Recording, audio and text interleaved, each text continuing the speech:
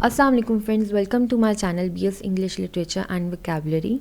आज का जो मेरा टॉपिक है नॉवल ऑफ रोमांटिक एज, ये मेरी हिस्ट्री वाले वीडियोस में से नेक्स्ट टॉपिक है। और उसको स्टार्ट करने से पहले मैं एक इम्पॉर्टेंट बात मेंशन कर दूं कि अगर आप में से ना किसी के भी पास डॉक्टर बी.आर. मलिक की बुक है और आपको वो बिल्कुल क्लियरली समझ आ रही है, आपको कोई डाउट नहीं है, तो आप बेशक मेरी इस वीडियो को स्किप कर सकते हैं, क्योंकि मेरी हिस्ट्री वाले वीडियोज़ के जितने भी नोट्स हैं वो सारे मैंने उसी बुक से बनाए हैं।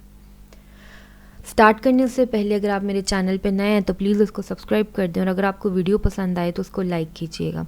इसके अलावा अगर आपका कोई भी डाउट, कोई भी चीज़ रह जाती है जो नहीं समझ आती, तो आप मेरे से कमेंट बॉक्स में पूछ सकते हैं।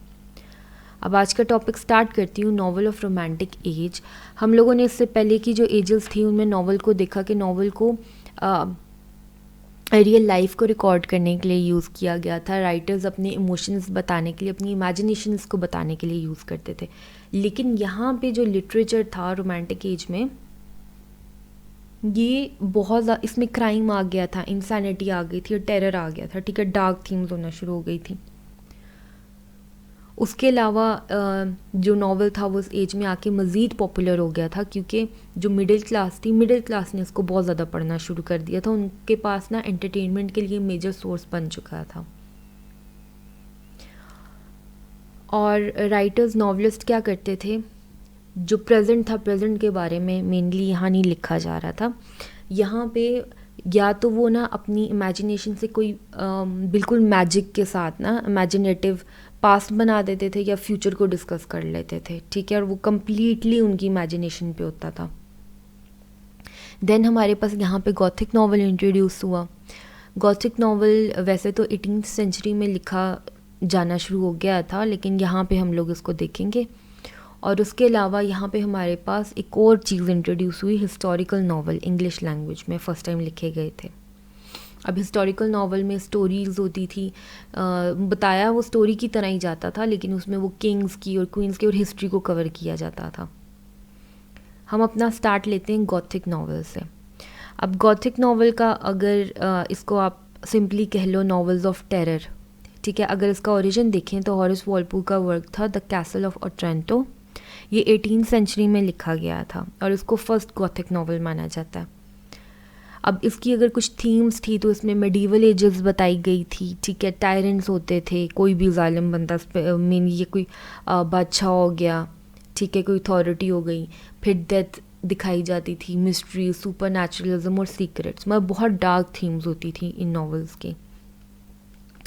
इनमें सबसे फेमस जो नॉवलिस्ट थी गॉथिक नावल की, वो थी मिसेस एन रेडक्लिफ। इनका वर्क था द मिस्ट्रीज ऑफ यूडोल्फो, ठीक है। अब इन्होंने क्या, ये अपने ना जो इस वर्क में इन्होंने टेरर के साथ अपने जो इमोशंस थे उसको कंबाइन किया था, और साथ ही इन्होंने बहुत ही ज़्यादा ना इफ़ेक्टिव डिस्क्रिप्शन दी थी सीनरीज़ की।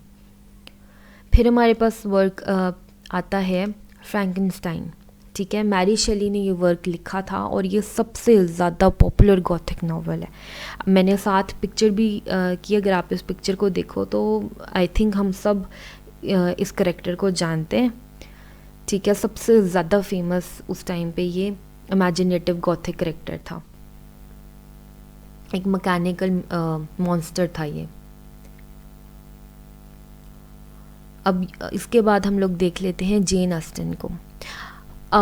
अगर मैं देखूँ मेरे इससे पहले जितने भी हिस्ट्री के वीडियोज़ हैं, तो आई थिंक ये पहला नाम है जो फीमेल राइटर का है। अब ऐसा नहीं है कि ये फर्स्ट फीमेल राइटर थी, जो फर्स्ट फीमेल राइटर थी वो थी एफ्रा बेन।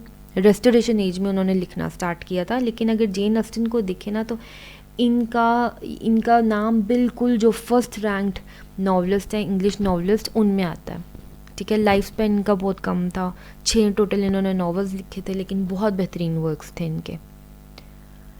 अब ये जो थी ना, ये क्रिटिसाइज़ कर रही थी, जिस तरह से हम लोगों ने पीछे बात की है कि नॉवेल्स की डार्क थीम होना शुरू हो गई थी, क्राइम था उसमें, ठीक है, टेरर था उसमें, तो ये उसको इन्होंने क्रिटिसाइज़ किया और उसमें रिफॉर्म लेकर आई।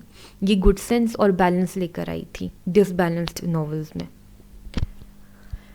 इनका जो वर्क था, ये इनके जो वर्क्स थे, ये बहुत ही एक नैरो फील्ड के अंदर थे, क्योंकि ना ये एक बहुत छोटे से विलेज में रही थी हमेशा, ठीक है, वहीं पे बड़ी हुई, वहीं पे रही ये, और बहुत कम कोई चांस होता था कि ये बाहर कहीं आए जाएँ। तो ये वहीं पे रहती थी, इन्होंने विलेज लाइफ को ही देखा था और फिर उन्हीं चीज़ों को ये अपने वर्क्स के अंदर डिस्क्राइब करती थी। इन्होंने डोमेस्टिक लाइफ बताई जिसमें कोई हाई पैशंस नहीं थे, स्ट्रगल्स नहीं थे, ट्रेजेडीज़ नहीं थी, वो हम जिन्हें एपिक थीम्स कहते हैं, उस तरह की कोई भी चीज़ नहीं थी इनके वर्क्स के अंदर, बहुत ही सिंपल से वर्क्स थे। ये ऑब्ज़र्व करती थी अपनी उस विलेज लाइफ के अंदर ही ऑब्ज़र्व करती थी सिंपल से लोगों को, उनके वो घर में रहते सहते कैसे हैं, ठीक है, जब वो लोग इकट्ठे होते थे तो वो आपस में उनकी गैदरिंग्स कैसी होती थी, और सबसे ज़्यादा जो उनका इंटरेस्ट था वो था शादीशुदा ज़िंदगी में, ठीक है। और अगर हम जेन ऑस्टन के वर्क्स को भी देखें ना, तो इन्होंने अपने बहुत से वर्क्स के अंदर मैट्रिमोनियल लाइफ को ही डिस्कस किया हुआ है। इनके वर्क्स के अंदर हमें कोई भी पार्शलिटी नहीं मिलती थी, बिल्कुल इम्पार्शल होके, सेल्फ डिटैच्ड होके लिखती थी और एक ह्यूमर के साथ लिखा करती थी। अब इनके फेमस वर्क्स में, सबसे ज़्यादा फेमस वर्क्स में प्राइड एंड प्रेजुडिस है, ठीक है, जिसे अभी तक पढ़ा जाता है, इसके ऊपर मूवीज़ बनाई गई हैं ढेर सारी। और दूसरा इनका वर्क है सेंस एंड सेंसिबिलिटी। नेक्स्ट हम बात करते हैं सर वॉल्टर स्कॉट की। अब he was called as the father of historical novel. ये फर्स्ट टाइम इंग्लिश लैंग्वेज में हिस्टोरिकल नावल को लेकर आए थे, ठीक है। अब इनको एक बहुत ही बेहतरीन स्टोरी टेलर माना जाता है।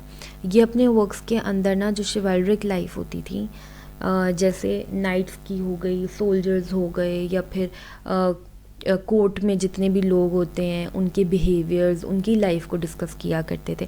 अब यहाँ पे वर्ड है deals with the chivalric life, exciting, romantic and adventurous life of the highlanders. Highlanders वो लोग जो कि इंग्लैंड और स्कॉटलैंड के बॉर्डर्स पे रह रहे थे, तो ये उनकी लाइफ को ना अपने वर्क्स के अंदर डिस्क्राइब करते होते थे। और इन्होंने, इनके जो कंट्रीब्यूशंस हम देख लें तो इन्होंने जो सीन होता है उसको एक एसेंशियल एलिमेंट बना दिया था नॉवल का। ये इन्होंने अपने वर्क्स के अंदर इस तरह के लैंडस्केप्स को डिस्क्राइब किया हुआ है, बहुत ही ग्रैंड से ग्रैंड, सिंपल से सिंपल, लेकिन बहुत ही इन्होंने ना कलरफुल पिक्चर्स दी हुई हैं, कलरफुल डिस्क्रिप्शंस दी हुई हैं सीनरी की सारी, ठीक है। चाहे वो आप कोई बाहर मतलब हो गया, ठीक है, कोई गार्डन हो गया या इस तरह से कोई जगह हो गई, उसके बाद अगर कोई कैसल का इंटीरियर है, ठीक है, या कोई किसी और जगह का इंटीरियर है, तो इसको इन्होंने बहुत ही ज़्यादा एक्सेलेंटली डिस्क्राइब किया था। और साथ ही ना ये एक कनेक्शन शो करते थे, जो नेचुरल सीन्स होते थे उसका ना एक कनेक्शन, एक्शंस के साथ एक कनेक्शन शो करते होते थे ये। और अगर आप इनके किसी भी वर्क को पढ़ो ना, तो आपको वाकई में फील होगा इस टाइम पे कि आप ना उस जगह को एक्चुअली देख रहे हो, ठीक है, देख रहे हो, उसको फील कर रहे हो, सारा जो इन्वायरमेंट है वहाँ का। और इस चीज़ को ना इन्होंने इंट्रोड्यूस किया था नॉवल में। Then he was the superb master of dialogue. और इनके वर्क्स के अंदर हमें विचक्राफ्ट और ना कुछ इनके इमेजिनेशन के क्रिएचर्स भी मिलते हैं, जिनमें इन्होंने ना माइथोलॉजीज़ को भी यूज़ किया है। अब इनके फेमस वर्क हैं आइवनहो और ओल्ड मॉर्टेलिटी। इसी के साथ आज का मेरा टॉपिक एंड हो गया। अगर आपको हमारी यहाँ पे रोमांटिक एज भी ख़त्म हो गई है, उसके बाद जो हम लोगों ने नेक्स्ट एज स्टार्ट करनी है 19th सेंचुरी का सेकेंड हाफ, वो है विक्टोरियन एज। अगर आपने वीडियो एंड तक देखी है तो थैंक्स फॉर वॉचिंग, मिलते हैं नेक्स्ट वीडियो में।